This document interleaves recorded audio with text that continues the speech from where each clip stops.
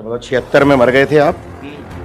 अब 50वीं बरसी अपना मनाएंगे और हर साल हम अपना वो मनाते हैं मृतक पुनर्जन्म दिवस। पत्नी के नाम विधवा पेंशन का फार्म भरा। तो ईश्वर की शरण में नहीं गए? किस ईश्वर के पास चले जाते, वही कुछ रास्ता दिखा देता आपको।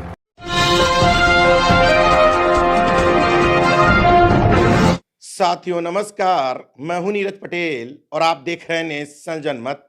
मेरे बगल में जो शख्स हैं, इनका परिचय कराने से पहले जरा 1 मिनट की कागज फिल्म की ये क्लिप देखिए। मरे भैया, कौन मर गया? मामी मर गया। इस क्लिप में पंकज त्रिपाठी से वो पूछता है कि भैया कौन मर गया है। पंकज त्रिपाठी कहते हैं मैं ही मर गया हूं। ये वही शख्स हैं पंकज त्रिपाठी ने जिनका किरदार किया है। ये है लाल बिहारी मृतक, यानी कि मरे हुए व्यक्ति। और न सिर्फ ये खुद मरे हुए हैं, बल्कि मरे हुए लोगों का संगठन चलाते हैं जिसका नाम है मृतक संघ। 50 साल से इस बात की लड़ाई लड़ रहे हैं कि आखिर इस सरकार ने, शासन प्रशासन ने उनको मृतक घोषित क्यों कर दिया था। तो मैं उन्हीं से समझता हूं कि आखिर मरने के 18 साल बाद कैसे वो खुद को जीवित साबित कर पाए। रहने वाले आप आजमगढ़ के? आजमगढ़ के। नाम है लाल बिहारी मृतक। मैं मृतक संघ का राष्ट्रीय अध्यक्ष सामाजिक कार्यकर्ता हूँ और मेरा जन्म ग्राम खलीलाबाद संजरपुर में 6 मई 1955 में हुआ था। और मेरे पिताजी जब मर गए तो मेरा पालन पोषण ननिहाल अमीलो मुबारकपुर आजमगढ़ में हुआ और वहीं मैं बनारसी साड़ी की बुनाई करने लगा। और जब वो लगभग 20-21 वर्ष की उम्र हुई तो मैं अपना कारखाना लगाना चाहता था साड़ी का। तो उस समय मैं लोन लेने गया तो बैंक से कहा गया कि आप अपने सारे रिकॉर्ड लाइए। तो जब लेखपाल के पास गया तो कहा कि यार लाल बिहारी तो नहीं है हमारे खाते में। मैं कहा कि है, क्यों नहीं, मेरा नाम है। मैं तो ले गया था पहले नकल। तो कहें कि एक लाल बिहारी था वो मर गया। तो मैं कहा तो मैं ही हूँ। किस सन की बात है? 76 में, 1976। और उसके बाद मैं अपनी लड़ाई लड़ना शुरू किया। तो जब मैं वकीलों के पास गया, हर आदमी तो वकील के पास जाता है, तो वो कहते थे कि मुकदमा करना पड़ेगा। जहाँ जाते थे मुकदमा करना पड़ेगा। पहली बात तो ये कष्ट होता था कि जब मैं किसी के जाता था अपनी बात कहता था तो लोग कहते थे कि अरे भूत आ गया, शैतान आ गया, मृतक आ गया, कंकाल आ गया। तो अंदर बहुत गुस्सा उठती थी। मैं कहा कि मैं अपनी पीड़ा लेकर आया हूँ, अपनी समस्या इनसे बता रहा हूँ, ये लोग 2-4 लोगों को बुलाकर मजा ले रहे हैं। इस तरह से सभी ज़्यादा वकील के पास गया तो वो कहे कि नहीं मुकदमा करना पड़ेगा। तो मैं एक वकील से पूछा कर बताइए अगर मैं मुकदमा करूँगा कितना दिन में मेरा नाम चढ़ जाएगा। कहा ये कोई नहीं जानता, 10 साल, 20 साल, 25 साल, 50 साल लग सकता है, नहीं भी लग सकता है। तो मैं कहा कि तब तो मैं मुकदमा नहीं करूँगा। तो कहा कि आपका नाम चढ़वा नहीं करेगा। हमारे यहाँ के श्यामलाल कनौजिया थे भूतपूर्व विधायक, वो उन्हीं से कहा, वो हमारे गुरु भी थे, समझाए, कहें कि बेटा तुम अपने नाम के साथ मृतक लिखो और ये बात सुनकर अधिकारी कर्मचारी शर्माएंगे तो शायद तुम्हें न्याय मिल जाए। तो फिर मृतक लिखना शुरू किया। तो कहा कि एक काम करो मृतक संघ भी बनाओ, तमाम ऐसे लोग जुड़ेंगे। तो वो मजाक के लिए मृतक संघ का नाम लिए और मृतक टाइटल जोड़े। वो नहीं समझते थे कि ये किसी दिन इतनी बड़ी टाइटल हो जाएगी और संघ हो जाएगा। अब लड़ाई लंबी चली। फिर उसके बाद जो मैं एप्लीकेशन देता था जांच आते हुए उस सब लेखपाल गलत सलत रिपोर्ट लगा कर फेंक देते कूड़े दाने में। यही धरना प्रदर्शन हमारे यहाँ की मीडिया बहुत मदद की। हाँ, खूब छापी समाचार को। तो जब समाचार छपता था परेशान होते थे अधिकारी, लेकिन वो लिपा पोती करके एप्लीकेशन में कर देते। फिर अपहरण किया अपने चचेरे भाई का। आपने अपहरण किया? 7 दिन उसको घर रखा। अच्छा, अपहरण किया क्यों था? इसलिए कि मेरे खिलाफ मुकदमा हो जाएगा, मैं जिंदा हो जाऊंगा। अच्छा, नाम कम से कम चढ़ जाएगा। हाँ चढ़ जाएगा। लेकिन वो सब बहुत चतुर निकले। नहीं किया मुकदमा? नहीं, वो उनसे कोई मतलब नहीं था। वो हम उससे क्या मतलब है। अच्छा, वो सब मुकदमा नहीं किए। फिर मैं विधानसभा में 9 सितंबर 1986 को पर्चा फेंका। 1986? हाँ, 9 सितंबर 1986 विधानसभा में पर्चा फेंका, हंगामा हुआ। उसमें करीब ज़्यादा लोग सस्पेंड हो गए, लेकिन विधानसभा में मेरा नाम नहीं आया कि पर्चा फेंकने वाला है, ये कहाँ का है इस आजमगढ़। तरह का पर्चा? छपा हुआ पर्चा फेंका था। अच्छा। दर्शक दीर्घा नंबर 4 से। ओके। और मेरी गिरफ्तारी हुई और मार्शल के यहाँ जब तक कार्रवाई रही तब तक मुझे बैठाए थे, फिर बाद में छोड़े, फिर मेरा नाम नहीं आया। उसके बाद मैं नाम फिर भी नहीं आया? नहीं, नकल लिया उसके, क्या नाम है, विधानसभा कार्रवाई रजिस्टर, उसमें नाम नहीं, आज भी नहीं है। ओके। फिर उसके बाद मैं चुनाव लड़ा इलाहाबाद से, अरे वो क्या नाम, बीपी सिंह और कांसी राम और धरती पकड़, ऐसे कई लोग लड़े थे। तो उसमें वो बीपी सिंह जीते, उसके बाद प्रधानमंत्री बने। फिर 89 में अमेठी सुल्तानपुर से राजीव गांधी के खिलाफ चुनाव लड़ा कि मैं जिंदा हूँ, तब भी नहीं कुछ हुआ।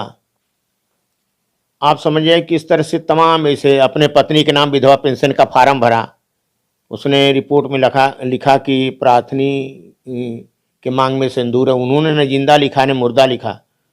तो इस तरह से अलग अलग तरह से मैं हथकड़ा अपनाता रहा, धरना प्रदर्शन, लेकिन काम नहीं चला। लेकिन फिर उसके बाद ये तहसील का घेराव किया कि मैं तहसील में बैठकर स्वयं अपना नाम लिखूंगा, मैं जिंदा हूँ। हाँ, तो प्रशासन कहाँ सफल हो, प्रशासन तो सबसे बड़ी ताकत उसी के पास है, तो नहीं नाम चढ़ा। लेकिन एक हौसला प्रसाद वर्मा डीएम थे और मुख्य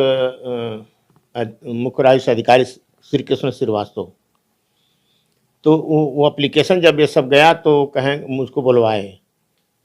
तो जब सामने बैठा तो कहें कि बताओ क्या नाम है, बताया तो अपना 2-3 मिनट तक कुछ बोलबा नहीं किए, भावुक रहे। तो कहें कि बेटा तुम्हारे साथ तो बहुत अन्याय हुआ है, मेरा ट्रांसफ़र होने वाला है, अगर मैं 15 दिन रह गया तो तुम्हें जिंदा कर दूंगा। यही हुआ, रिपोर्ट लगाए और मंगवाए लेखपाल से। कलीम अहमद नाम के लेखपाल थे, वो बेचारे गांव गांव जाकर हमारे रिश्तेदारी में हमारे फुआ के वगैरह वगैरह से रिपोर्ट लेकर दिए, तो फिर जिंदा हो गए 30 जून 1994।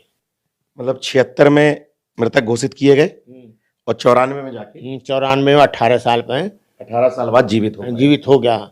तो फिर उसके बाद वो मैटर चलता रहा और तमाम लोग ऐसे जिंदा मुर्दा वाला था मैटर, तो वो चलता रहा, उनकी लड़ाई लड़ता रहा। तो ये सब सोचते थे कि ये अब बवाल कर रहा है। फिर टाइम मैगजीन में छपा, वो पत्रिका को हाई कोर्ट इलाहाबाद के जज पढ़कर उसको जनहित याचिका में स्वीकार कर लिए। फिर पार्टी उस पत्रकार को बनाए जो रिपोर्ट लगाई थी वो।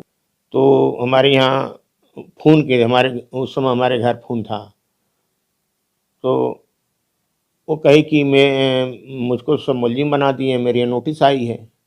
तो मैं कहा कि आप क्यों चिंता में पड़ी हैं, मैं जिंदा हूँ, मेरा बयान छपा है, आप तो अपने घर से गढ़ी नहीं है, तो मैं जा रहा हूँ, मैं पार्टी बनूंगा, मैं जवाब दूंगा। तो मैं गया, पार्टी बना। उसके बाद वो जज बड़े गुस्से में आकर आदेश कर दिए किस तरह से जितने जिंदा मृतक धोखाधड़ी प्रकरण है जांच कराइए। तो उसमें मुख्य न्यायिक मजिस्ट्रेट को पावर पूरा दिए और जिला अधिकारी द्वारा जांच हुई। तो आजमगढ़ में 60 निकल गए। आजमगढ़ में 60 मृतक थे जो जिंदा हो गए। निकल गए। अच्छा। और उसके बाद तो कुल 90 प्रकरण आया था। केवल एक जिले में 90 लोग। 90। उसी तरह से पूरे उत्तर प्रदेश में उस पूरा अभियान चला। ग्राम प्रधान ये लोग लिख करते थे, प्रचार करते थे। 1999 में आदेश हुआ और राष्ट्रीय मानवाधिकार आयोग को दिया गया। दिल्ली आयोग और उत्तर प्रदेश सरकार जांच की तो समझ जाइए कि 2007 तक 500 से ज़्यादा लिस्ट में है। 500 से ज़्यादा जिंदा मुर्दा प्रकरण आ गया जो जिंदा किए उत्तर प्रदेश में, और जो अभियान के तहत किए छुपा दिए सब। तो इस तरह से प्रकरण लंबा चला। फिर अब हम लोग का दिमाग की बात है, ये हुआ कि हमारा नुकसान कौन देगा। अभी तो भूत कह रहे हैं, शैतान करे, कंकाल करें, वो तो धागी मिटी नहीं। हाई कोर्ट लखनऊ खंडपीठ में 25 करोड़ का हर्जा खर्चा मानहानि का दावा किए सरकार के खिलाफ। हाँ, सरकार के खिलाफ 2005 में। और वो मैटर चला 2023 तक। अभी 2 साल पहले। हाँ, 2 साल पहले तो उसमें हम लोग सोचते थे कि हमको न्याय मिलेगा, लेकिन क्या कहें, न्याय करने वाले को क्या कहा जाए, उनके पास क्या है क्या नहीं है। उन्होंने कहा कि इन्होंने कोर्ट का समय नष्ट किया है, तो हमारे खिलाफ 10,000 की जुर्माना लगा दी। हमारे वकील का माफ़ी मांगे, मैं कहा माफ़ी नहीं मांगूंगा, मैं चोर थोड़ा हूँ, मैं तो न्याय मांग रहा हूँ, माफ़ी क्यों मांगूँ। फिर हाई कोर्ट गए, तो हाई कोर्ट 10,000 जुर्माना भी खारिज किया, और हाँ, सुप्रीम कोर्ट मुकदमा भी खारिज हो गया। तो कहने का मतलब हमको वहाँ भी निराशा हुई। अरे भाई, हम अगर दोषी हैं तो 10,000 रुपया जुर्माना लगाने क्या खारिज करने क्या जरूरत थी, हम 10,000 रुपया जुर्माना देते। ये भी तो सुप्रीम कोर्ट हमारे साथ अन्याय किया है। भाई, अगर हम दोषी हैं, हम गलत काम किए तो हमको सजा मिलनी चाहिए, नहीं तो इंसाफ देना चाहिए। हाँ, नहीं तो इंसाफ दे। तो न उन्होंने उल्टे हमारे मुकदमा भी खारिज कर दिया। अच्छा, ये लाल बिहारी मृतक, ये टाइटल आपने लगा लिया है या फिर आपके आधार कार्ड में मृतक लिखा हुआ है? नहीं नहीं, ये हमारी टाइटल हो गई है, बैंक में है लाल बिहारी मृतक, पासपोर्ट में है लाल बिहारी मृतक, मतदाता सूची में है लाल बिहारी मृतक, आधार कार्ड में है लाल बिहारी मृतक। हमारे जो बच्चे हैं वो लिखते हैं फलां पुत्र लाल बिहारी मृतक। अच्छा। हाँ, और बच्चियां जो हैं और हमारी पत्नी लिखती हैं कि फलां मृतक की पत्नी। लाल बिहारी है, मृतक की पत्नी। तो ये हमारी टाइटल हो गई है। अब मैं समझ रहा हूँ कि दुनिया में हम एक ऐसे व्यक्ति हैं जो हमारा 2 बार जन्म होगा, 2 बार मृत्यु। तो 2 बार तो जन्म हो गया, एक तो हमें हमारी माँ दी जन्म, एक सरकार से लेना एक सरकार ने जिंदा किया, उसी ने मारा। हाँ, और एक बार सरकार ने मार दिया है। अब प्रकृति जो मारेगी वो अभी उसका समय की इंतजारी है। अच्छा, हार्वर्ड विश्वविद्यालय से भी कुछ आपको सम्मान के लिए कुछ लेटर वगैरह आया था, क्या था वो? हाँ, IG नोबेल पुरस्कार उसको कहते हैं। किस वजह से दिया गया? वो एक तो मृतक संघ बनाना और अन्य मृतकों की लड़ाई लड़ना और अपने मर कर पुनः जिंदा होना, तो इस पर उन्होंने दिया था। और फिल्म भी बन गई कागज, तो फिल्म भी हमारी अधूरी तोड़ मरोड़ कर बनी है। पंकज त्रिपाठी ने आपका रोल किया है? हमारा रोल पंकज त्रिपाठी किए हैं, लेकिन सतीश कौशिक डायरेक्टर। डायरेक्टर हैं और उसमें सह निर्देशक हमारे लड़के भी हैं। अच्छा, बेटा आपका हाँ। क्या नाम है बेटे? विजय भारत। विजय भारत। हाँ, तो वो भी उनके साथ रहे हैं। तो ये सब, लेकिन फिल्म में पूरी सच्चाई नहीं दिखाई। नहीं, पूरी सच्चाई नहीं। अब दूसरी पटकथा तैयार है, अब कोई आ जाएगा मैदान में, तो सत्य घटना पर आधारित ये फिल्म बहुत अच्छी होगी। हम एक समाज के लिए जागरूक करने के लिए तरह तरह का, जैसे आज मान लीजिए कि आज एक चीज़ मैं देख रहा हूँ, मेरा अपना अनुभव, मैं आरोप नहीं लगा रहा हूँ किसी पर। जैसे आज कोई अपना घर दुआर छोड़कर रोजी रोटी करने जा रहा है, जैसे कलकत्ता चला गया, बम्बई चला गया, अन्य कहीं शहर में चला गया या सर्विस करने चला गया, तो वहाँ अपने बाल बच्चों को लेकर रह रहा है, वहाँ अपने बच्चों को पढ़ा रहा है, उनकी व्यवस्था कर रहा है। रिटायर होने के बाद तब न घर आएगा। तो पता चला कि आधार कार्ड वहाँ का बन गया जहाँ रह रहा है, राशन कार्ड वहाँ बन गया और चुनाव पहचान वहाँ का बन गया। जब गांव में आए, जब माता पिता मरेंगे, जब वरासत के समय आएंगे, तो कहा जाएगा कि आप लाइए अपना प्रूफ। तो प्रूफ गांव का मिलेगा नहीं, प्रूफ तो कलकत्ता बम्बई आदि जगह का है। तो अब उनके लिए समस्या, उनकी ज़मीनें हड़प जाएंगी। यही बात तो SIR पे भी लागू होती है। हाँ, तो देखिए जो SIR शुरू किए हैं, वही खेल है। और अब एक सरकारी नियम ये आ गया है कि आपका नाम अगर लिख दिया जा, चुन्नू के दुन्नू कर दिया जा, अब उतना संशोधन कराने के लिए आपको मुकदमा करना पड़ेगा। आप ये नहीं कि जब उन्होंने एक मंत्रा का गलती कर दिया, एक अक्षर का गलती कर दिया, तो कुछ संशोधन कर दिया, कोई अधिकारी लिख दे या कोई लेखपाल लिख, नहीं, उसमें मुकदमा करिए। तो मुकदमा करेंगे 2-4-5 हज़ार आपका जाएगा, वकील करना पड़ेगा, पेशकार को देना पड़ेगा, अधिकारी को देना पड़ेगा, सारी रिपोर्ट लगेगी। अब 10 साल चलेगा कि 5 साल चलेगा। अब वहाँ हो गया, कोई विपक्षी निकल गया तो कहेगा कि हमारे भाई है ही नहीं है, हमारे दयाद है ही नहीं है, हमारे पट्टीदार है ही नहीं है। जो विधवाएं हो रही हैं उनसे लोग कह दे रहे हैं कि नहीं, हमारे भाई की शादी नहीं हुई थी, उनके मालिक विधवा है या बेटी, साबित करते रहिए। मुकदमा ले 10-20 बार थक जाएगा। तो मेरे कहने का मतलब सारा इस तरह से, जैसे अब जमीन का बंटवारा है, जो 4 भाई हैं तो 4 हिस्सा करने के लिए मुकदमा करिए, फिर तरफ करने के लिए फिर मुकदमा करिए, बटा करने के लिए फिर मुकदमा करिए, तो आदमी तो लड़कर मर जाएगा, उसको न्याय नहीं मिलेगा। कमजोर लोगों के लिए न्याय नहीं, कमजोर लोगों के लिए नहीं है ये। जो मेरा मानना है कि ये राजनीति का खेल है। जनता जितना परेशान रहेगी उतना राजनीतिक व्यक्ति सफल रहेगा। मेरा आंकड़ा जहाँ जानबूझ करके नीतियां इस तरह की बनाई हाँ ऐसा है कि आदमी अपना काम धाम छोड़कर नेताओं के पीछे घूमेगा कि मेरा करा दिए, वो करेगा का, कोर्ट में जाएंगे पैसा लगेगा। तो ये राजनीति के खेल है। ये राजनीतिक व्यक्ति जो हैं, मैं समझ रहा हूँ मानवतावादी अब नहीं रह गए हैं, न वो राजनीति के हैं। मैं 50 वर्ष से आज तक देख रहा हूँ। मैं यहाँ दारुसफा में आता था, किसी विधायक के यहाँ अपना झोला रखकर अब नहा ले खा ले और जाकर पैरवी कर ले, तो अब वो बात नहीं। अब किसी के आप रहेंगे रह नहीं पाएंगे। तो इस तरह के अब वो चरित्र वो नहीं रह गया। और राजनीतिक व्यक्ति अब व्यापारी आ गया है, कारोबारी आ गया है, पैसा लगाता है, पैसा कमाता है, देश कहीं जाए। अच्छा, आप के पढ़े लिखे कितने हैं? मैं तो एकदम अंगूठा टेक हूँ। मैं किसी वजह से पूछ रहा हूँ मैं। नहीं, तो ये बताइए, जब आप पढ़े लिखे नहीं हैं तो ये 18 साल की जो लड़ाई थी, या अभी 50 साल से लड़ रहे हैं आप, तो जी बड़ी मुश्किल रही होगी। कैसे अधिकारियों के चक्कर काटे, कैसे कोर्ट के चक्कर काटे, कैसे बड़ा मुश्किल सफर रहा होगा। मुश्किल सफर तब भी था और आज भी है। पैसे से की व्यवस्था कैसे होती थी? पैसा के व्यवस्था मेरा तो पालन पोषण अमिलों में हुआ, ननिहाल में। वहाँ की सारी जमीन बेचकर मैं लड़ाई को लड़ा हूँ। मतलब जमीन बेच के अपने आप को जिंदा साबित। अब मैं आपको बता रहा हूँ, मेरा आंकड़ा है कि जो जमीन मेरे नाम आज हुई है मेरे जन्मभूमि की, उसको अगर आज बेचा जाए तो शायद 20 लाख रुपया मिलेगी, शायद, नहीं तो 20 लाख नहीं मिलेगी, 10 लाख 15 लाख मान लीजिए। आज जो मैं अमीलों की जमीन बेचा हूँ 10,000 रुपया विश्वास, 27-28 लाख रुपया विश्वास, 1.5 बीघा आज का, मतलब कई करोड़ रुपया का मैं जमीन बेच दिया। बनारसी साड़ी का कारोबार था, सब बिखर गया। तो इस तरह से कहने का मतलब है कि पैसे के माने में तो मैं टूट गया।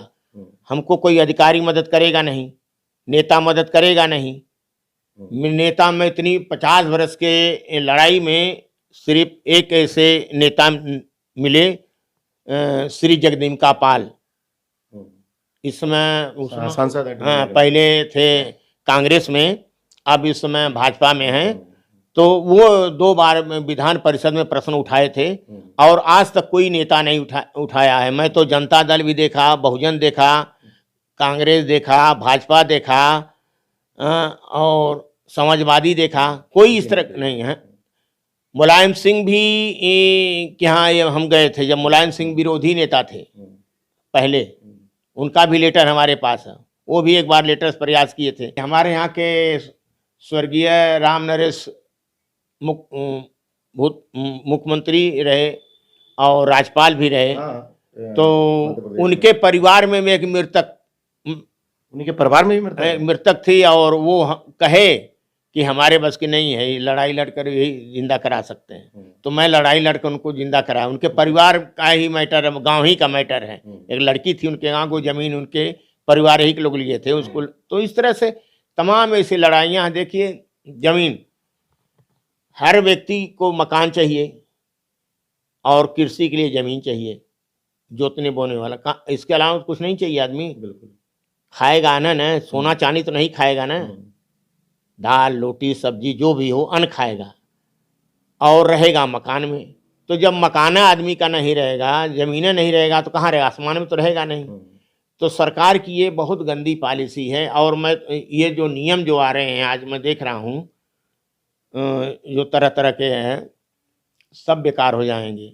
अच्छा, आप नेताओं से बहुत ज्यादा मिले, अधिकारियों से भी मिले, तो ईश्वर की शरण में नहीं गए कि ईश्वर के पास चले जाते, वही कुछ रास्ता दिखा देता आपको? ये आपने ये प्रश्न ठीक पूछा। हाँ भाई, 18 साल परेशान हुए, ईश्वर से न्याय मांग लेते। नहीं, सुनिए, मैं आपको बता रहा हूँ। मेरा बाल विवाह हुआ था और बाल विवाह के बाद गौना होता है। मैं समझ रहा हूँ लगभग 77 में हमारा गौना हुआ था। 18 साल हमारे बच्चे नहीं हुए। 18 साल गांव के लोग बाजिन कहते थे, तरह तरह के व्यंग बोलते थे पत्नी को और हमको भी क्या क्या। तो हम कोई देवी देवता को नहीं छोड़े। सब ट्राई मान लिए। हाँ, देखिए हम किसी देवी देवता का विरोध नहीं कर रहे हैं। प्रकृति, देखिए एक चीज मानते हैं कि प्रकृति जो दुनिया को बनाया है, कोई है उसको हम देखे नहीं, न रूप देखे हैं, नहीं नाम जानते हैं। मानने के लिए तो आदमी जब मुसीबत में फंसता है तो पत्थर को बाप कहता है। नहीं तो वो ट्राई मानने से कुछ फायदा नहीं हुआ। नहीं, ऐसा कुछ नहीं है हमारे। हम ये पूछ ही नहीं रहे भगवान है कि नहीं है। आप जगह जगह ट्राई किए हाँ, और उसका असर नहीं हुआ, तो ईश्वर को ट्राई करने से कुछ फायदा हुआ, ये पूछ रहा हूँ बस। ईश्वर का क्या ट्राई किया, मैं ईश्वर का कोई ट्राई नहीं किया उसे। हाँ, हम लोग पूजा पाठ, पत्नी दौड़ी इधर उधर दौड़ी, कहीं कुछ नहीं हुआ। और वो भी फायदा हमारे पत्नी को हुआ।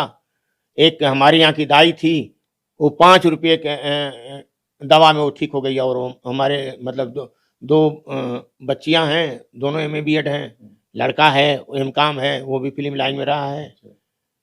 तो हम मतलब हम लोगों ने नाम सुना है माझी जी का, दशरथ माझी का, काफी चर्चित भी हुए।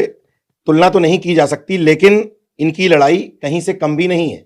बहुत पढ़े लिखे नहीं है, आर्थिक रूप से संपन्न नहीं है, छोटे में ही विवाह हो गया, मजदूरी का काम करते थे साड़ी के कारखाने में।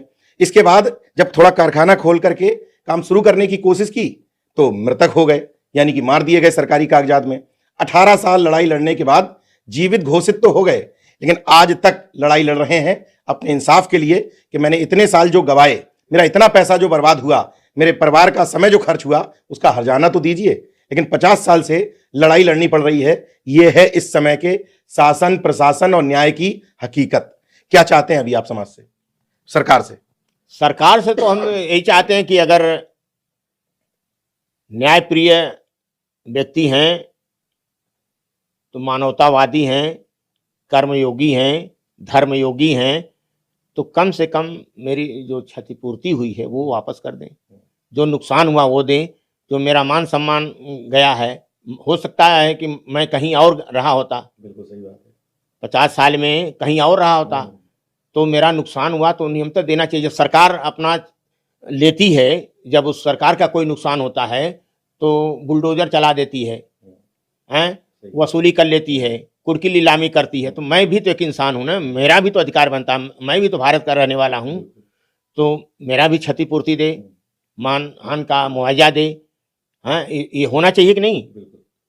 और नहीं, जो मानवतावादी नहीं है, जो चाहे वो अपने मन का करें, भाई उनकी इच्छा है। अब तो हम, लेकिन वो कह देंगे मामला कोर्ट में है, हम क्या कर सकते हैं? देखिए कोर्ट का मामला तो कोर्ट में क्या कहा जा, कोर्ट में जो लोग हैं, अब उनके विरोध तो नहीं करना चाहिए, लेकिन संविधान है, संविधान का पालन होना चाहिए, कानून का। मेरे जैसा व्यक्ति, आप बताइए कि अगर मैं उस समय हथियार उठा लिया होता, जब मैं अपने चचेरे भाई का अपहरण किया, तो मैं कदम रख चुका था बदले की भावना में। लेकिन फिर बाद में सोचा कि मैं बच्चे के साथ अपराध करके क्या करूंगा, इसका क्या कसूर है। तो अगर उस समय अपराध करता तो सरकार मुझको किस धारा में बंद करती? कोई धारा है? एक मरा हुआ आदमी किसी को मार दे तो किस धारा में बंद करेंगे?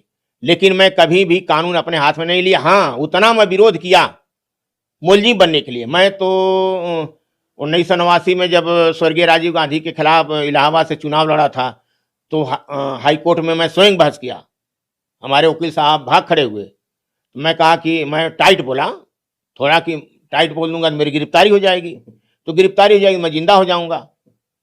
टाइट बोलने के बाद जज पानी पीते रहे, खारिज कर दिए मुकदमा, और गिरफ्तारी नहीं हुई।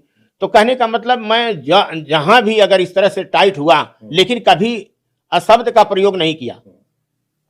मेरे साथ जो भी हुआ है, आप बताइए कि जो भी जज हमारे साथ जो 10,000 का जुर्माना लगाया, क्या यही इंसाफ है, यही न्याय है? तो अभी कहा जाए तो ये कहेंगे कि नहीं, इन्होंने कानून का विरोध किया, न्यायपालिका का विरोध किया, जज का विरोध किया। अरे जज को तो जज ऐसा होना चाहिए ना, न्यायाधीश होना चाहिए। हाँ, ये है कि मेरा विचार है कि मैं ये मांग करता हूं कि जज की नियुक्ति हो, जज का पूरा चरित्र जांच होनी चाहिए, उनका इंटरव्यू होना चाहिए कि उस लायक हैं कि नहीं, जज लायक हैं कि नहीं, संस्कारी हैं कि नहीं, न्यायप्रिय हैं कि नहीं, ऐसे पर विचार करना चाहिए, ताकि आने वाला समय लोगों को न्याय दे सके। अब किस नेचर के हैं, उनको जज बना दिए, अब क्या करेंगे वो। मृतक जी डिग्रीधारी पढ़े लिखे तो नहीं है, लेकिन इशारों में कोलोजियम सिस्टम पर बड़ा सवाल खड़ा कर दिया, क्योंकि तमाम लोग कहते हैं कि कोलोजियम सिस्टम से आए हुए जज शायद उतने कॉम्पिटेंट नहीं होते जितना किसी न्यायाधीश को होना चाहिए। बहरहाल एसआईआर के समय में, जब बिहार में चर्चाएं गर्म हैं, उत्तर प्रदेश में एसआईआर शुरू हो चुका है, उस समय में कागज सबसे महत्वपूर्ण, डॉक्यूमेंट सबसे महत्वपूर्ण चीज हो जाती है, और उन्हीं कागज, उन्हीं डॉक्यूमेंट्स की वजह से 18 साल मृतक रहे और अब 50 साल से उसी की लड़ाई लड़ रहे हैं। बहरहाल लाल बिहारी मृतक उन तमाम लोगों के लिए प्रेरणा स्रोत है जो अमूमन रोना रोते हैं, मेरे पास ये अभाव था, नहीं तो मैं ये कर लेता। तमाम तरीके से अभावों से ग्रस्त होने के बावजूद न सिर्फ खुद की लड़ाई लड़ी, उसी बीच में मैं समझ सकता हूं कि अपने परिवार को भी मैनेज रखा। यही वजह है कि दोनों बेटियां भी पढ़ी, बेटा भी पढ़ा, और लगभग फिलहाल परिवार उतनी बुरी स्थिति में नहीं है जितना इन्होंने संघर्ष किया है। अगर ये वीडियो न्यायाधीशों तक पहुंचे, ब्यूरोक्रेट्स तक पहुंचे या नेताओं तक पहुंचे, तो जो जिस लेवल पर इनकी या इन जैसे तमाम मृतकों की मदद कर सकता है, जरूर करना चाहिए। सदन में सवाल उठाने से लेकर के, कानून बनाने से लेकर के, कोर्ट में उचित जजमेंट तक। मुझे लगता है शायद यही बात आप कहना हाँ, यही बात हम कहना चाहें। दूसरी बात देखिए, जब मैं उस समय जिंदा मुर्दा की बात करता था तो लोग मजाक करते थे, हंसी उड़ाते थे। आज परिवार रजिस्टर में जिंदा को मृतक कर दिया जाता है, मतदाता सूची में जिंदा को मृतक कर दिया जाता है, राशन कार्ड में जिंदा को मृतक कर दिया जाता है, वृद्धा पेंशन, विधवा पेंशन में मृतक कर दिया जाता है। मैं तो खुदा बेशरम हूँ अपने आप को कि मैं जिंदा रहते हुए अपने को मुर्दा लिखता हूँ। तो मुझे तो लोग अब हाँ, ये कार्यक्रम मैं करने जा रहा हूँ 50वीं अपनी बरसी। हाँ, ये 30 जुलाई 2026 को। अच्छा, मतलब 76 में मर गए थे आप, तो 50वीं बरसी अपना मनाएंगे वहीं आजमगढ़ में। हाँ, आजमगढ़ में मनाएंगे, और हर साल हम अपना वो मनाते हैं मृतक पुनर्जन्म दिवस। देखिए, ये करने का मतलब नहीं है, मतलब ये है कि मैं इसी द्वारा जनता को जागरूक कर रहा हूँ। जो शासन प्रशासन में बैठे हैं, कार्यपालिका, न्यायपालिका, व्यवस्थापिका में एकदम मानसिक रूप से मरे हुए हैं, वो मानसिक मृतकों को मैं पुनः न्याय के प्रति, समाज के प्रति, मानवता के प्रति, धर्म के प्रति, कर्म के प्रति, शिक्षा के प्रति, संस्कार के प्रति जागरूक करना चाहता हूं, और मैं जागरूक करने का प्रयास करूंगा। तकरीबन 50 साल हो गए कोर्ट में आपको लड़ते हुए। अब किस बात की लड़ाई है, किसके खिलाफ लड़ रहे हैं? शासन प्रशासन क्या अभी भी सहयोग नहीं कर रहा आपका? देखिए, सहयोग तो नहीं कर रहा है। 1976 की फाइल और 1994 की फाइल, जिसमें मृतक किया गया था वो, जिसमें जिंदा किया गया था वो, 18 साल का अंतराल है। मतलब 76 में जो जिस फाइल में आपको मृतक लिखा था वो वाली, और 94 में जो जिंदा किया गया था वो, दोनों फाइल गायब कर दी गई है। गायब करने के बाद माननीय हाई कोर्ट में दबाव बना, तो हाई कोर्ट मांगा वहाँ से रिपोर्ट। तो ये लोग कहा कि आनन फानन में वो 3 मुकदमा दर्ज किए, एक मुख्य न्यायाधीश अधिकारी आजमगढ़, और एक उप जिला अधिकारी सदर आजमगढ़, और एक राजस्व निरीक्षक तहसील निजामाबाद। तो 3 मुकदमा दर्ज किए, और 3 मुकदमा दर्ज करने के बाद ये फाइल नहीं मिली, और पता ये चला है कि एफआईआर भी, फाइनल रिपोर्ट लग गई है तीनों में, अभी कोई मुलजिम नहीं पकड़ा गया, और न कोई फाइल बरामद हुई। मतलब फाइल भी गायब है और कोई दोषी भी नहीं है। कोई दोषी भी नहीं है। तो इसके लिए मैं मतलब न्यायिक प्रक्रिया में जो मैं गया हूँ, तो खोज रहा हूँ, फाइलें नहीं मिल रही है। कि अब तो और आसान है, हत्या से आसान तरीका, किसी को मुर्दा करके उसका रिकॉर्ड गायब कर दीजिए, उसको जान से मारने की जरूरत नहीं है। वो अपनी ढनक आदमी मरता रहेगा। तो ये तो बहुत जटिल समस्या भारत में हो रही है, और मेरे साथ नहीं, तमाम लोगों के साथ फाइलें ऐसी गायब होती है। तमाम लोग इस तरह से परेशान हैं। मैं बहुत बर्बाद हूँ इस समय। मैं इस समय 50 लाख कर्जा में डूबा हूँ, फिर भी लड़ाई लड़ रहे हैं। हाँ, 50 लाख से ज़्यादा डूबा हूँ, और यही हालत रहेगी तो एक दिन ऐसा होगा कि मुझे घर छोड़कर भागना पड़ेगा, मेरा लड़का मुझे निकाल देगा। लड़का कहता कि पिताजी आपने सारा कुछ बर्बाद कर दिया, मिला कुछ नहीं। सही कह रहा है, मैं उनका विरोध नहीं, मिला कुछ नहीं, आप बर्बाद कर दिए, हमारा भविष्य भी खराब कर दिए, और आप मर जाएंगे तो हमको कर्जा देकर जाएंगे। सबके माँ बाप, वो कह रहा कि जो आज MP MLA बन गए, प्रधान बन गए, तो करोड़ों की गाड़ी, बंगला और ये देकर जा रहे हैं, और आप इतनी बड़ी लड़ाई लड़े, हमको कर्जा दे जाएंगे। जो भी देश की लड़ा है वो कायर है, उसके परिवार के लोग आप रिसर्च करिए, जाकर देखिए, ढनक रहे हैं, उनको खाने भर के बेमत नहीं है, भूखे मर रहे हैं। जो समाज के लिए लड़ा है उनकी क्या हालत है। आज जो लोग माला पहिराते हैं वो अपने कर्मों से नहीं पहिराते हैं, उनको लाभ लेने के लिए माला पहिराते हैं, चाहे अम्बेडकर जी हों, चाहे नेता सुभाष चंद्र बोस हों, चाहे अन्य कोई क्रांतिकारी हों, चाहे कोई भी हो है, वो उनके इतिहास को लोग इसलिए दोहराते हैं कि उनके नाम पर राजनीति करते हैं।